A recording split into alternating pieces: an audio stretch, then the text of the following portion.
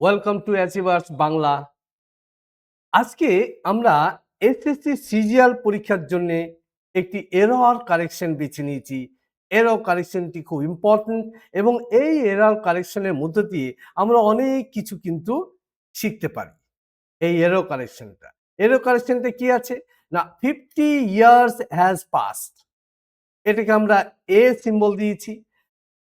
Since man first ventured, এটাকে 2 number. Into outer space, এটাকে 3 number. No error 4 number.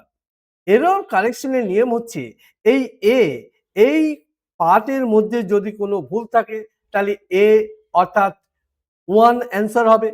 যদি 2 পার্টে কোনো ভুল থাকে তাহলে আনসার 2 হবে। 3 পার্টে যদি কোনো ভুল থাকে আনসার 3 হবে।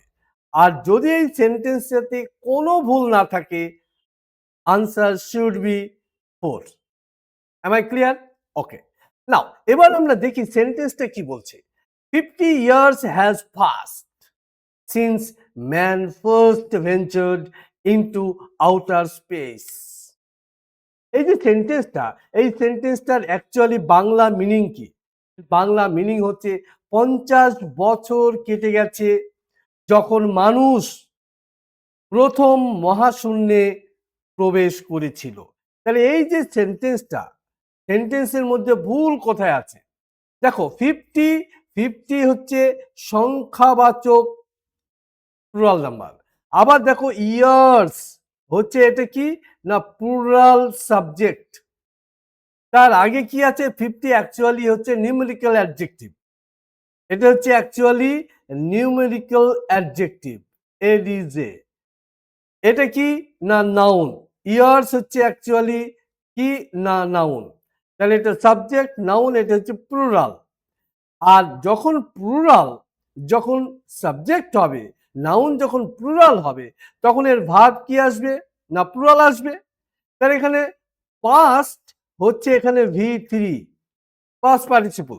তার আগে কি আছে না হ্যাজ কি জন্যে? থার্ড পার্সন সিঙ্গুলার নাম্বারের জন্য। কিন্তু এখানে নাউন অর্থাৎ সাবজেক্ট, এটা তো প্লুরাল। তাহলে এটা কি হবে? অ্যাকচুয়ালি এটা হয়ে যাবে তোমার এখানে কি হবে? হ্যাভ। অ্যাকচুয়ালি এটা হয়ে যাবে হ্যাভ। তাহলে অ্যাকচুয়ালি সেন্টেন্সটা কি দাঁড়ালো? 50 ইয়ার্স হ্যাভ পাস্ট, 50 বছর অতিবাহিত হয়ে গেছে বা কেটে গেছে। সিন্স যখন man first ভেঞ্চার্ড into outer space, মানুষ প্রথম মহাশূন্যে প্রবেশ করেছিল। এবার দেখো আমরা যে সেন্টেন্সটা এরর কারেকশনটা করলাম, এই এরর কারেকশনটা ওয়াই দিস ইজ এরর। এটা এরর কেন? এটা এরর হচ্ছে অ্যাকচুয়ালি 50 50 ইয়ার্স 50 ইয়ার্স এটা হচ্ছে indicates a plural. Plural indicates a plural time period. এটা সময় নির্দেশ করছে। So the verb should be কি হবে না প্লুরাল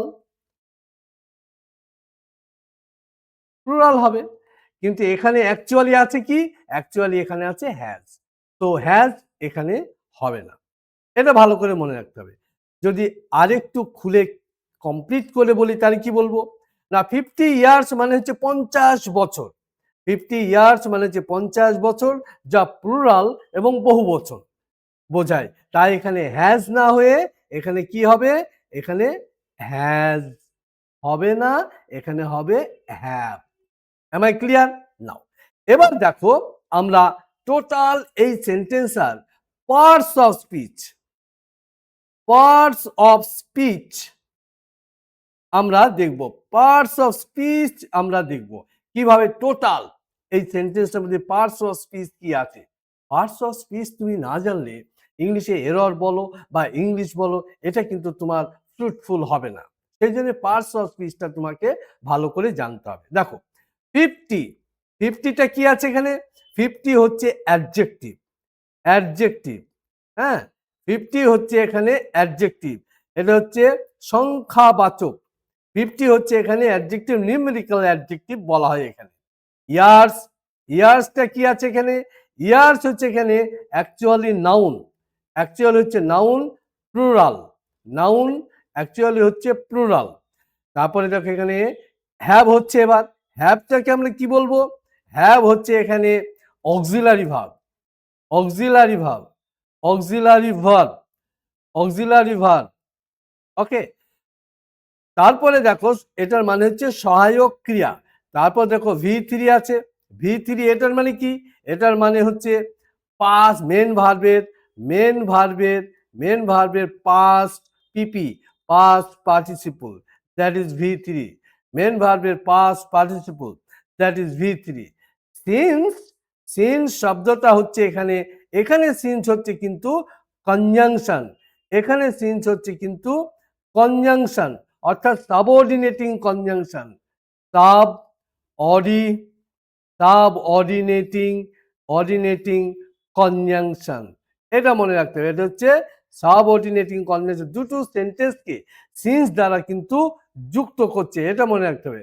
ম্যান, ম্যানটা কি আছে?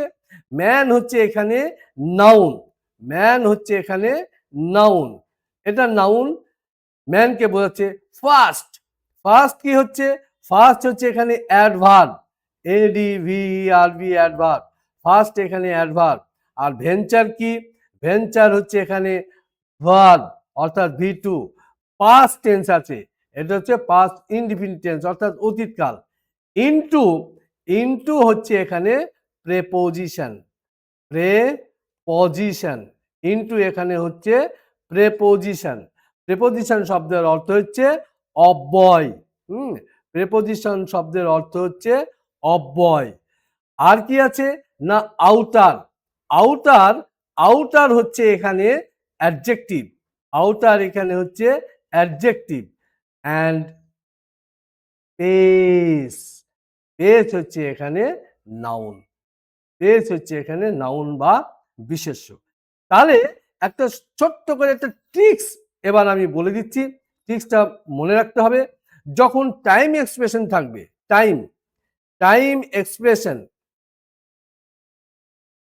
টাইম এক্সপ্রেশন যখন থাকবে তখন আমরা কি করব? তখন ইয়ার্স থাকবে, ইয়ার্স থাকবে, ডেজ থাকবে, আর কি থাকবে না মান্থস, মান্থস থাকবে, মাস, মান্থস থাকবে। তখন আমরা কি করব? Take plural, take plural verb, তখন প্লুরাল ভার্ব আমরা নেব। ওকে, সময়, মাস ইত্যাদি থাকলে আমরা কি করব না আমরা প্লুরাল ভার্ব নেব, এটা কিন্তু মনে রাখতে হবে। আর কি? আর হচ্ছে এই সেন্টেন্সটার যে ক্লারিফিকেশন আমরা দিলাম, আশা করি তোমরা সকলে বুঝতে পেরেছো। ভিডিওটি লাইক করবে, শেয়ার করবে এবং বিশেষ বিশেষ এরকম ট্রিক্স পেতে ভিডিওটি বেল আইকনটি প্রেস করে দেবে। এবং আমি হালদার স্যার আজকের মতো এখানেই, নেক্সট ভিডিওতে আবার দেখা হবে। Thank you.